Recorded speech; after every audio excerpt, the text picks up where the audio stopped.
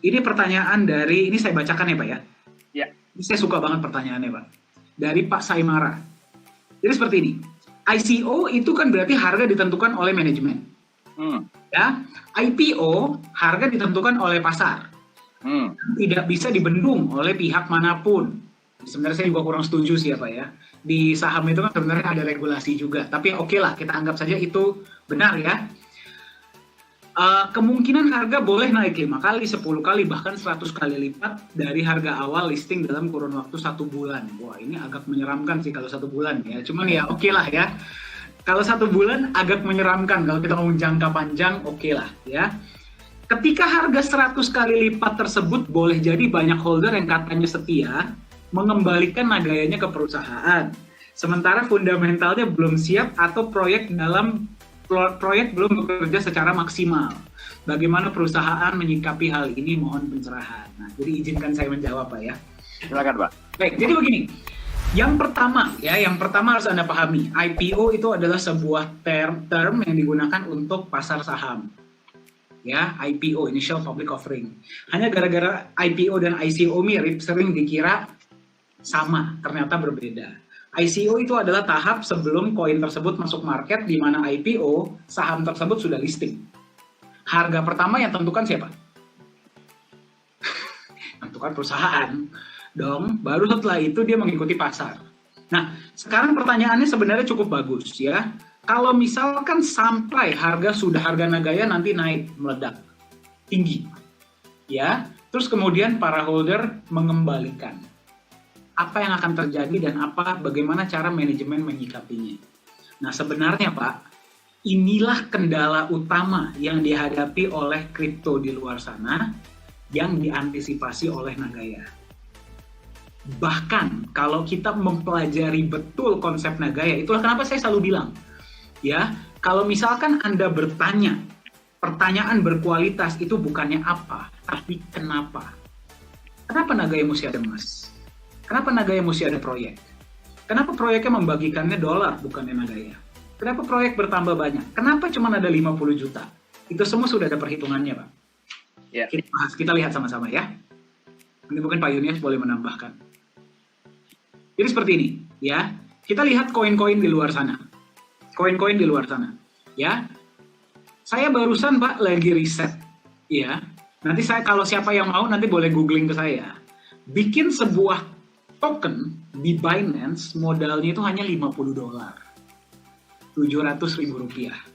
Itu cuma bikin tokennya.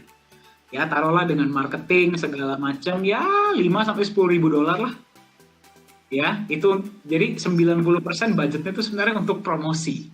Tapi berarti apakah koin tersebut punya fundamental? Tidak. Berarti kalau misalkan saya bikin barang, ya, misalkan saya bikin pen inilah, bisa lihat nggak pen? Ini pen plastik ya. Modal bikinnya, ya, modal bikinnya sih paling berapa sih ini? Ya, 3.000 sampai 5.000 rupiah. Ya, nggak nyampe bahkan. Ya, tapi saya jual pen ini seharga 300.000 rupiah.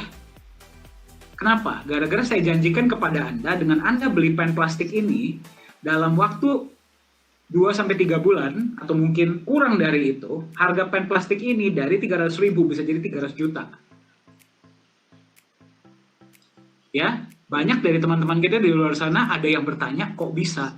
Tapi kebanyakan, Pak, yang terima saja. Ya, kenapa? Gara-gara dia bilang, ketika nanti pen ini listing di market, ya, ketika pen ini listing di market, akan kita pump. Pump itu apa? Berarti kita akan ciptakan antusiasme yang sangat tinggi, seolah-olah harga pen ini naik, nanti di situ Anda tinggal jual. Kenapa saya bisa bilang seperti itu? Karena saya udah lihat sangat banyak koin-koin di luar sana itu diciptakan hanya untuk dipump dan ditinggal. Ataupun memang mereka niatnya baik, tapi gara-gara mereka tidak punya manajemen resiko yang baik, konsep yang benar, didump oleh market. Nah, sekarang kita kembali ke pen ini. Ya, Anda beli nih ya, misalkan di harga 300.000 rupiah.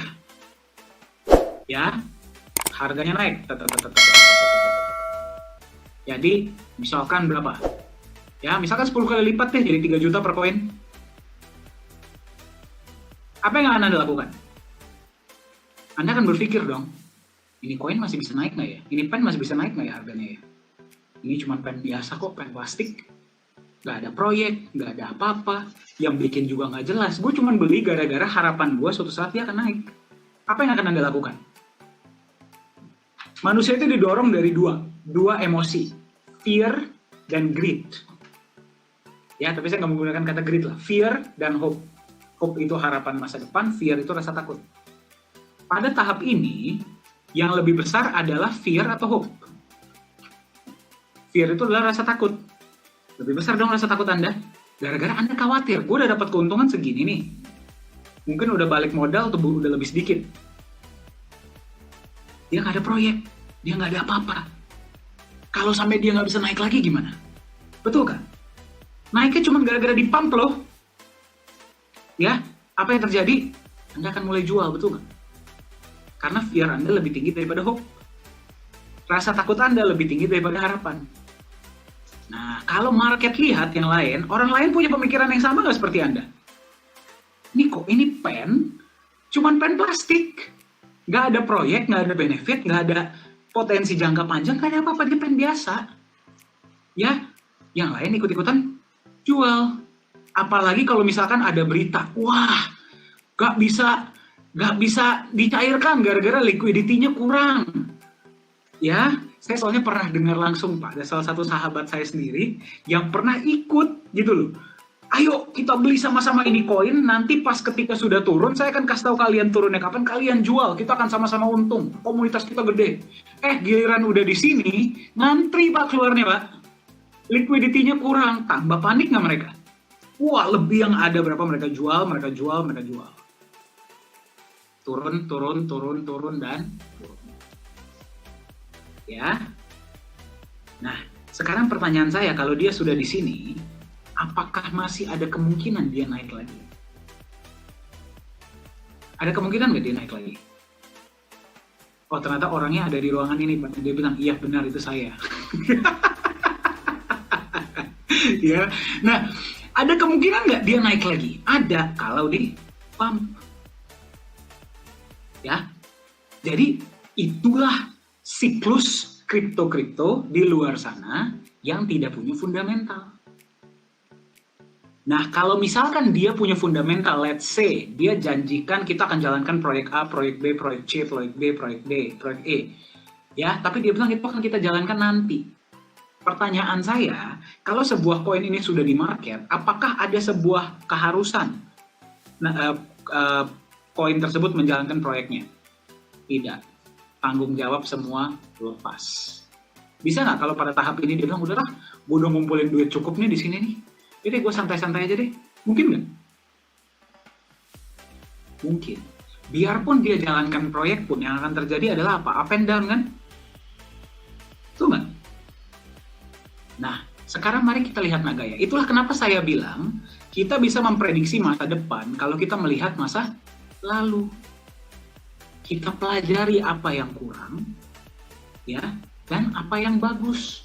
Bagusnya kripto adalah dia itu jumlahnya terbatas, dia itu aman, teknologi blockchain itu aman, dan bisa ditransaksikan seluruh dunia, bahkan bisa dipecah. Bayangkan, itu bagusnya kripto.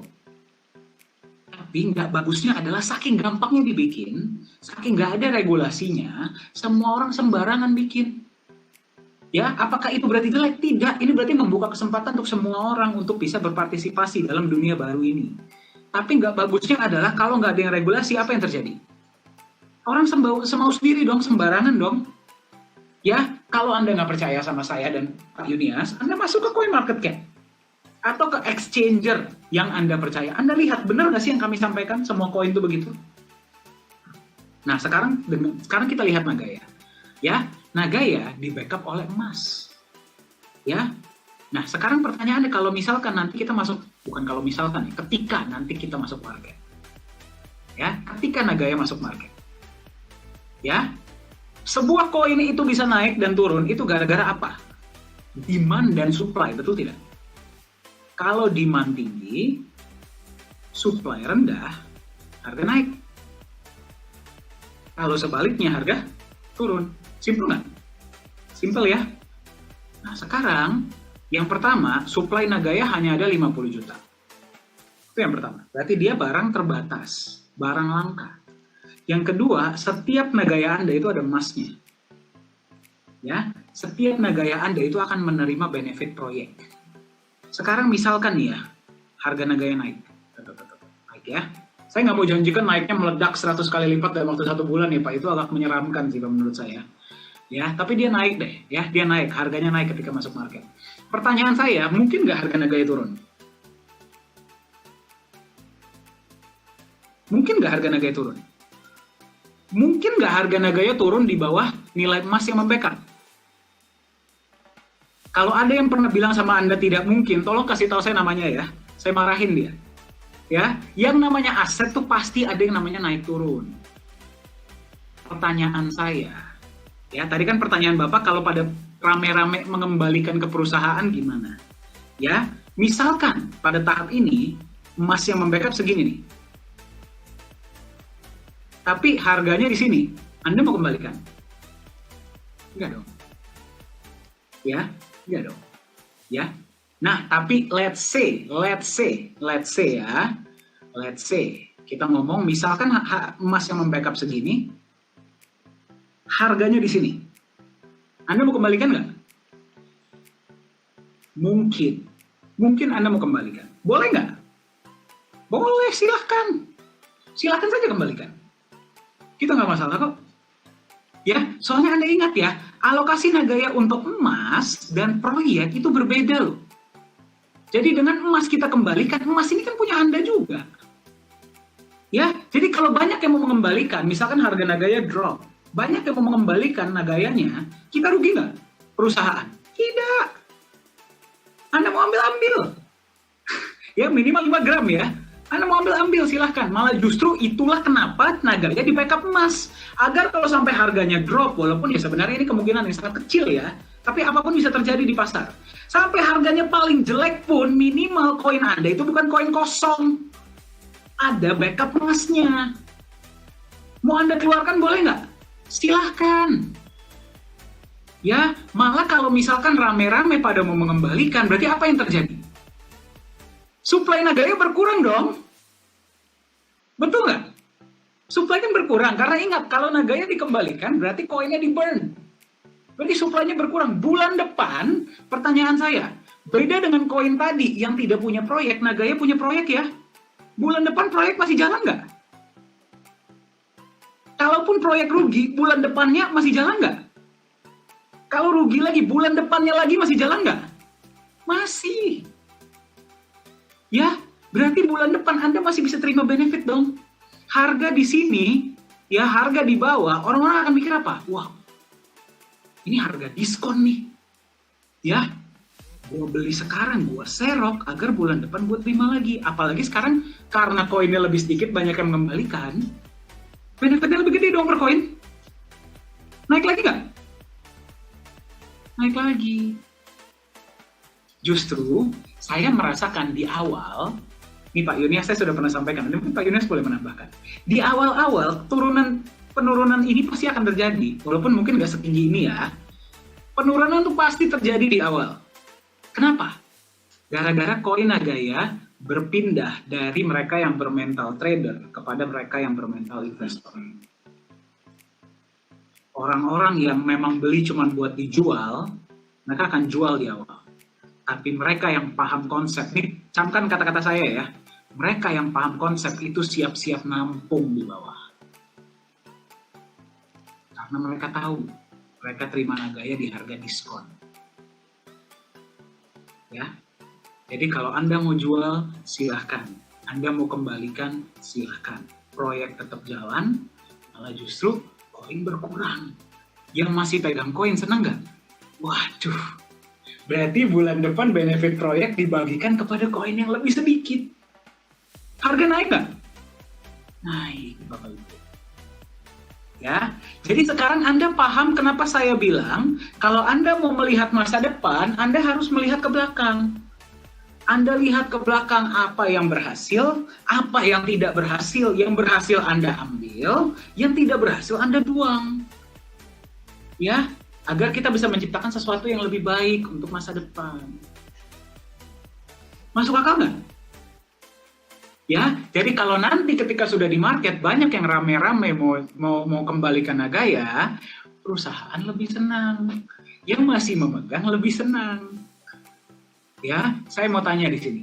Ketika nanti banyak yang jual koinnya, siapa yang mau serok di harga bawah? Saya mau lihat tangannya coba. Siapa saja? Banyak ya? Nah, satu lagi. Ya, menurut Anda kenapa saya dan Pak Yunias setiap hari Senin, hari Jumat sekarang ya Pak ya, voice chat itu hari Selasa, hari Kamis, hari Sabtu, saya kadang-kadang masuk, itu cuap-cuap sampai mulut berbusa tentang konsep Nagaya. Ya, karena kalau Nagaya sebagus ini, tapi holder-holder nggak ada yang paham, nggak ada yang tahu benefitnya apa, nggak ada gunanya. Itulah kenapa fokus kita adalah edukasi. Kita mau Anda paham apa sih yang Anda pegang, koin apa sih benefitnya apa aja sih, ya apakah ini akan berhenti nanti setelah kita masuk market? Tidak. Ya, saya Pak Yunias dan teman-teman manajemen tetap komitmen berbagi ilmu, mengedukasi agar Anda tahu apa yang Anda pegang. Masuk akal? Jadi kalau misalkan banyak yang mengembalikan, banyak yang jual, bermasalah nggak untuk Nagaya?